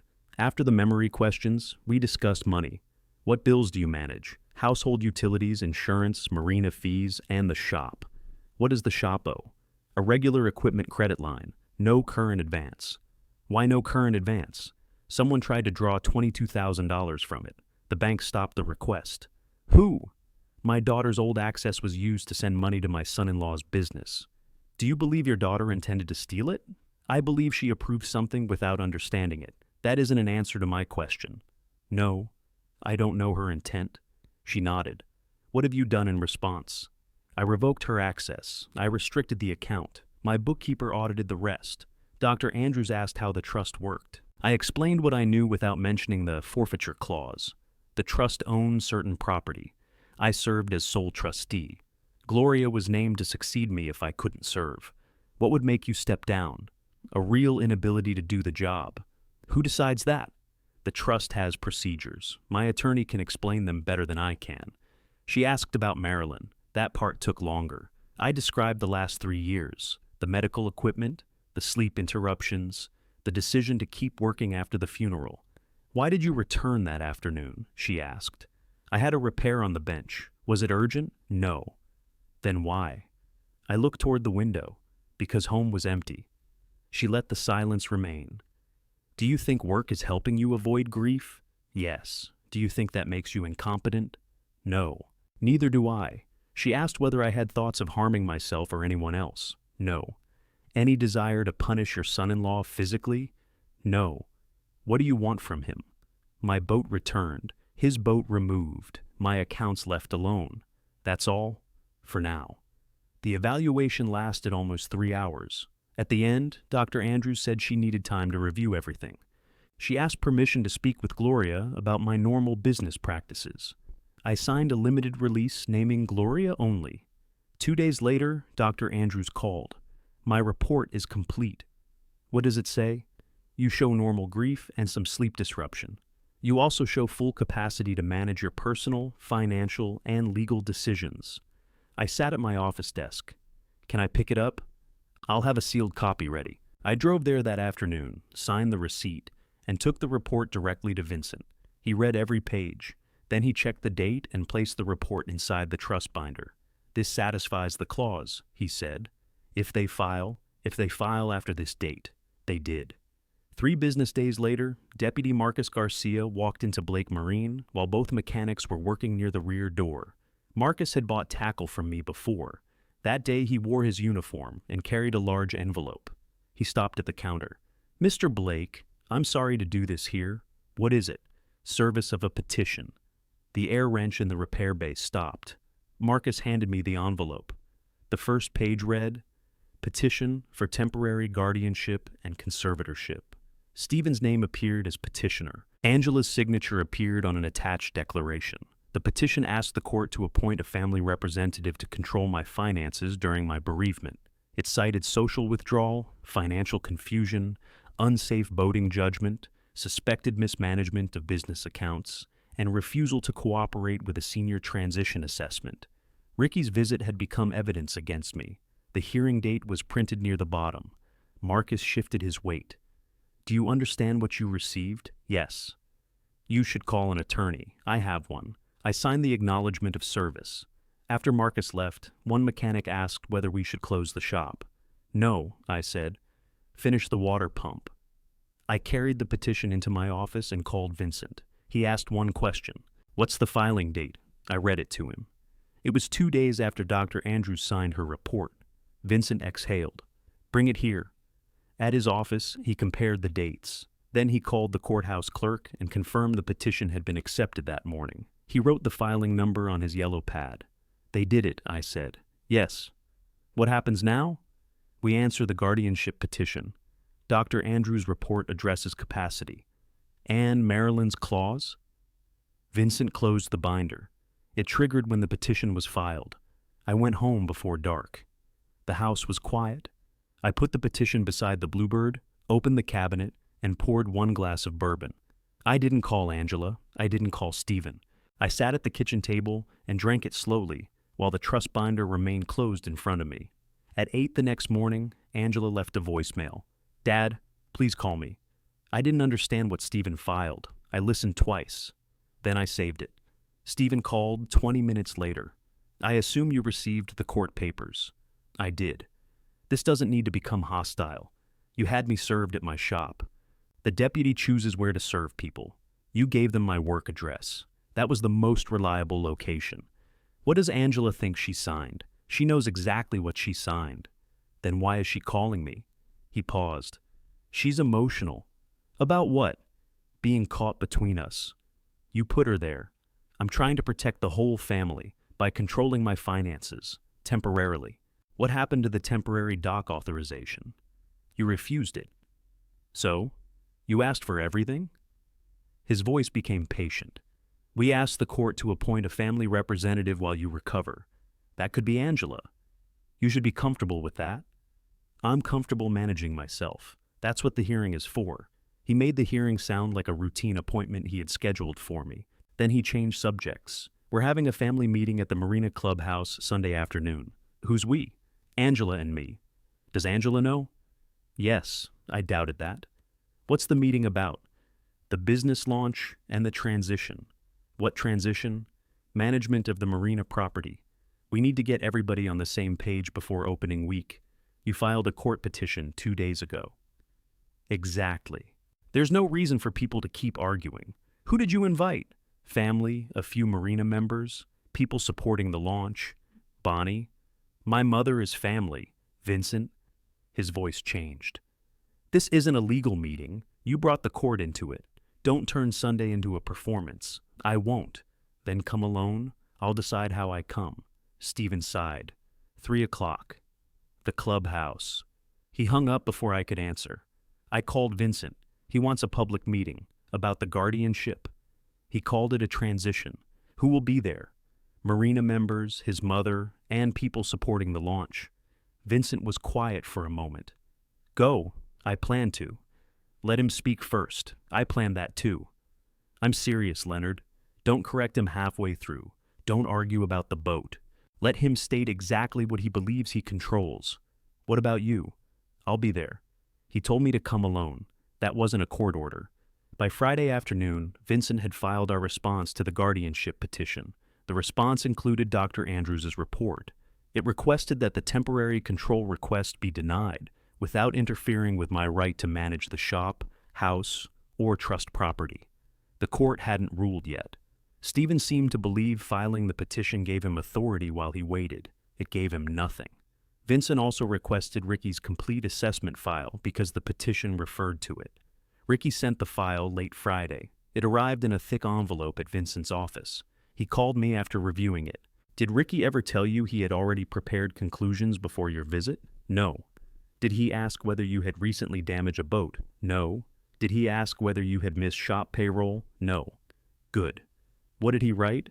We'll discuss it Sunday. Why wait? Because Stephen plans to rely on Ricky's work in front of witnesses. I understood. Does Angela know what's in it? Or I can't tell. Saturday morning, Ernest came into the shop. He waited until the front counter was clear, then handed me a copy of Stephen's clubhouse reservation. Under purpose, Stephen had written Reese Lake Adventures launch and family dock transition. He reserved the room 3 weeks ago, Ernest said. That was before Ricky came. Yes. Before the guardianship petition. Yes. The meeting hadn't been a response to conflict. It had been on Stephen's schedule from the beginning. Ernest placed another document beside it. This is what he gave the co-op after we requested his authorization. It was the first page of the guardianship petition. Across the top, Stephen had written, "Family control pending court confirmation." He thinks that lets him keep the slip, I asked. He says removing his pontoon now would interfere with protected family property. It isn't his property. The board meets Monday. Until then, I can issue an emergency removal notice if there's a clear rules violation.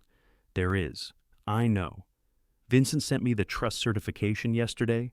That was a short document confirming ownership, without disclosing the entire trust.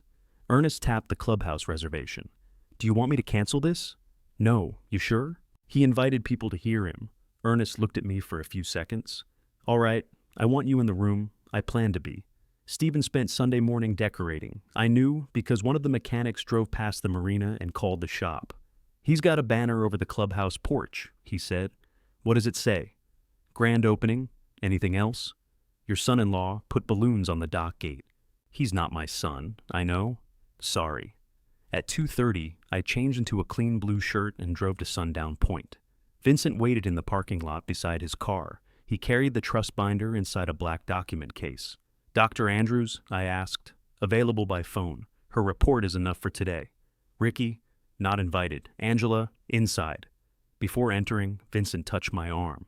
Let him finish. I heard you the first time. I know you did. I'm reminding myself. The clubhouse smelled like coffee, vinyl flooring, and the lake. Stephen had arranged folding chairs in rows facing a long table. His brochures were stacked at one end. A sheet cake sat at the other. The cake showed a blue pontoon crossing green water. Reese Lake Adventures was written in white frosting. Bonnie stood beside it with a plastic knife. She saw me and walked over. Leonard, I'm glad you came. I was invited. Today needs to stay peaceful. That depends on what you call peace. Her lips pressed together. Stephen has worked very hard. So have I. This isn't about comparing your lives. No, it's about comparing our names on documents. She looked past me at Vincent. Why did you bring an attorney? He owns a car. Bonnie lowered her voice. You're embarrassing, Angela. I haven't spoken yet. She's been sick with worry. Then Stephen shouldn't have handed her court papers. She signed them. Did she read them? Bonnie straightened. My son explains everything to his wife. That told me enough. Angela stood near the far wall wearing a pale green blouse. When I looked at her, she moved toward me. Dad? Angela. I called you. I heard it. Why didn't you call back? Because you said you didn't understand. I didn't. What did Stephen tell you the declaration was? She glanced toward him. A statement that you needed temporary help. With what? Bills, the house, the marina. Did he tell you the petition asked for control of the shop? No. Did he tell you Ricky's notes were attached? Her face went blank. What notes? Stephen appeared beside her. We're starting in a few minutes. Angela turned to him. You said Ricky just made recommendations. He did. Dad says his notes are in the court papers. Stephen looked at me. Leonard is trying to upset you. I asked a question, she said.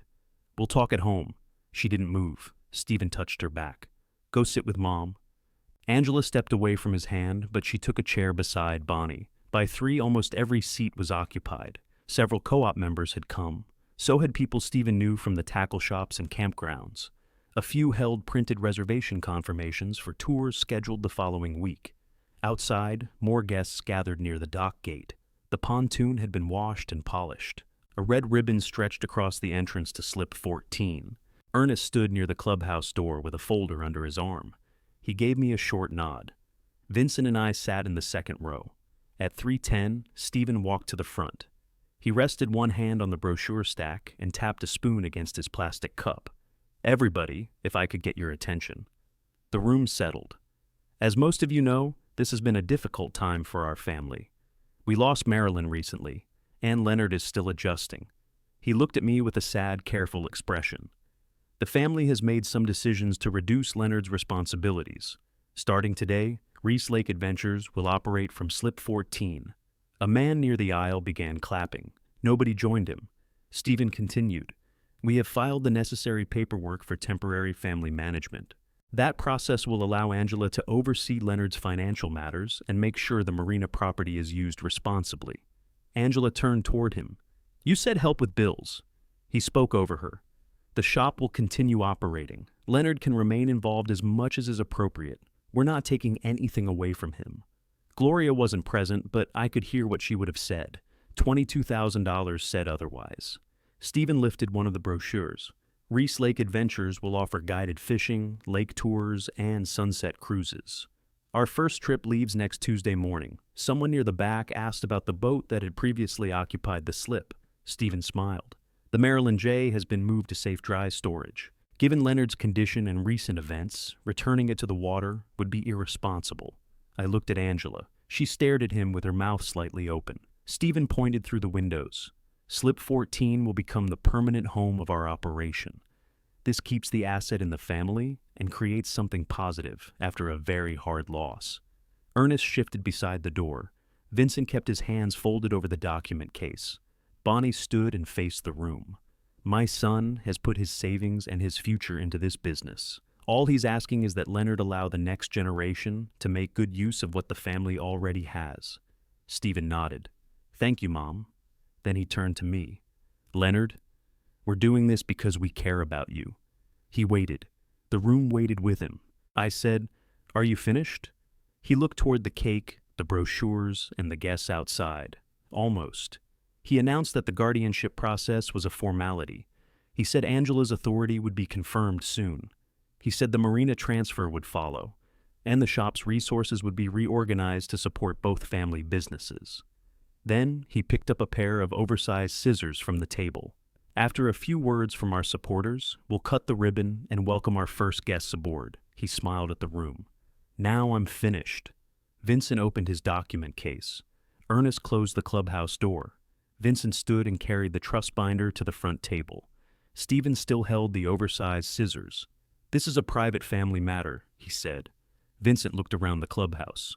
You invited marina members, customers, and business supporters. You just described court proceedings and property ownership.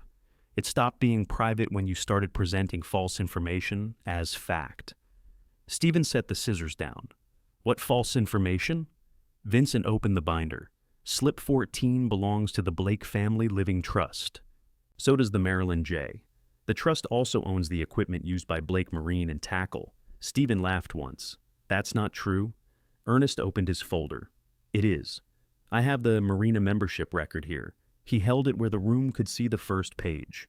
The membership was transferred into the trust in 2023. Leonard Blake is the sole trustee. No dockage transfer was authorized. Stephen looked at Angela. Did you know about this? She shook her head. Vincent continued. Your handwritten note claimed Leonard wanted his boat moved. He gave no such instruction. He placed the copy on the table. Angela recognized it immediately. I asked you about that, she said to Stephen. You told me Dale misunderstood. Dale did misunderstand. You wrote that Dad wasn't up to boating. It was an explanation. It was a lie. Stephen pointed at the guardianship petition. The court will decide who controls the property. The court may decide whether Leonard needs a guardian, Vincent said. It doesn't change who owned the property when you occupied the slip. He removed Dr. Andrews' report. You also filed against a man who had already completed an independent capacity evaluation. Dr. Kimberly Andrews found him fully capable of managing his personal, legal, and financial affairs. Bonnie spoke from beside the cake. One doctor can be wrong. That's why courts hear evidence, Vincent said. But this report also satisfies a condition in the trust. Stephen's face tightened. What condition? Vincent turned the binder toward him. Marilyn Blake included an elder abuse forfeiture clause. Any beneficiary who files or joins a competency action against a serving trustee forfeits their future trust interest if an independent evaluation already confirms that trustee's capacity. Nobody spoke. Vincent placed the medical report beside the petition. The evaluation was signed 2 days before this petition was filed. Angela looked at me. "What does that mean?" "It means your filing triggered the clause," Vincent said. "Your future interest in Stevens reverted to the trust when the courthouse accepted the petition." Stevens stared at him. "You can't disinherit somebody with a trick." "It wasn't a trick. It was signed 3 years ago." "I didn't know about it. You weren't required to know." Angela gripped the back of her chair. "You said my signature only showed I was concerned." Stephen turned toward her. "That's what it did." Vincent opened Ricky's file. "It did more than that. Your declaration adopted claims supplied by Mr. Murray's assessment." "I never saw his assessment," Angela said. Vincent removed the intake sheet. The stated concerns were entered before Ricky visited Leonard. They included financial confusion, unsafe boating, social withdrawal, and resistance to family management. He looked at Stephen. The desired outcome was also entered before the visit. Stephen said nothing. Vincent read the line. Temporary family control of finances, business property, and marina access. Angela walked to the front table and took the page. "You planned what Ricky would find?" "He documented legitimate concerns. He hadn't met Dad yet. He needed background." Vincent placed the bank record beside it. People in the room began speaking quietly. One of Stephen's scheduled customers put his reservation confirmation on the brochure table. "I'd like my deposit back," he said. Another guest asked whether the Tuesday trip was still happening. Stephen lifted both hands. Everybody calmed down. "This is a legal disagreement. The boat is ready and the business is opening." Ernest stepped forward. "No, it isn't opening from slip 14. He handed Stephen a written notice. "Your pontoon occupies trust-controlled dockage without authorization. Under the co-op bylaws, you have 48 hours to remove it. You can't do that during a guardianship case. The co-op isn't a party to your case. I have paid customers. Then make other arrangements. There are no other slips." Ernest nodded. "That's something you should have handled before printing brochures." Stephen looked through the windows at the pontoon. Without free dockage, his operating budget no longer worked. Without the dock, he couldn't run the schedule he had sold. The full loan payment was coming due, and the $22,000 had never reached him. His launch collapsed while the ribbon remained tied across my slip. Not because I shouted louder, because Marilyn had put the right name on the paper. Stephen faced Angela. "We're leaving." She didn't move. "Angela, you used me. I was building our future. You had me sign away mine. You didn't read what you signed." The words left his mouth before he could soften them. Angela looked at him for several seconds. Then she removed her car key from the ring they shared and set his truck key on the table. "I'm not going home with you." Bonnie stepped toward her. "Don't make a decision while you're upset." Angela looked at Bonnie. That advice came late. Stephen picked up the removal notice and crushed it in his hand. "This isn't over." Vincent closed the trust binder. "The court hearing isn't over. The ownership question is." Stephen walked out alone. The clubhouse emptied slowly. Customers asked for refunds. Co-op members avoided looking at the untouched cake. Angela remained beside the wall until only Ernest, Vincent, Bonnie, and I were left. She approached me. "I'm sorry, I know. Can I come home with you?" "No." Her eyes filled, but I continued. "You can stay somewhere safe. You can call me tomorrow. We aren't fixing 3 weeks of choices tonight." She nodded. "I understand." Bonnie took her home that evening. 2 days later, Angela moved into a small furnished apartment in town. Stephen removed the pontoon 39 hours after receiving the notice. A hauling company pulled it from slip 14 while Ernest watched. The ribbon and balloons went into a trash bag. Reese Lake Adventures refunded the reservations it could. Stephen tried operating from the public ramp for several days, but the schedule didn't work. By the end of summer, the pontoon was listed for sale. The loan balance exceeded what buyers offered. The court denied temporary control after reviewing Dr. Andrews' report. Angela withdrew her support. Stephen's attorney dismissed the remaining petition rather than take Ricky's intake process into a hearing. Withdrawing it didn't restore their trust interest. The filing had already happened. Angela asked me whether I could put her back into the trust. "I could change some things later," I said. "I'm not changing anything now. I understand." This time, I believe she did. She began meeting me for breakfast once a week. We talked about ordinary matters first: her apartment, the shop, groceries. She started counseling and separated her finances from Stephen's. I didn't give her access to my accounts. I didn't ask her to help with the trust. Trust returns through small doors and only after someone stops trying the locks. Gloria kept the shop books. I kept repairing boats. Vincent stored the original trust binder in his office, and my copy returned to the safe. The Marilyn J came back to Sundown Point on a clear August morning. I inspected the hull before the lift lowered her into the water. Then Ernest and I guided her along the dock. Angela stood nearby, holding the blue fender Stephen had thrown onto the deck. "Where does this go?" she asked. "Port side, near the console." She tied it badly. I made her do it again. The second knot held. We eased the Marilyn J into slip 14 beneath the old shade cover. I secured the stern line, checked the spring line, and rested my hand on the center console. The blue stripe needed polishing. The outboard needed fresh plugs. Those were problems I understood. Marilyn's name sat across the stern in the afternoon light. I had promised her I would keep things running. I finally understood that keeping something doesn't mean refusing every change. It means knowing what you're responsible for, and refusing to hand it over to someone who mistakes your grief for permission. If you were in my place, tell me what you would have done. And if you want to hear more family stories like mine, subscribe and stay with me for the next one.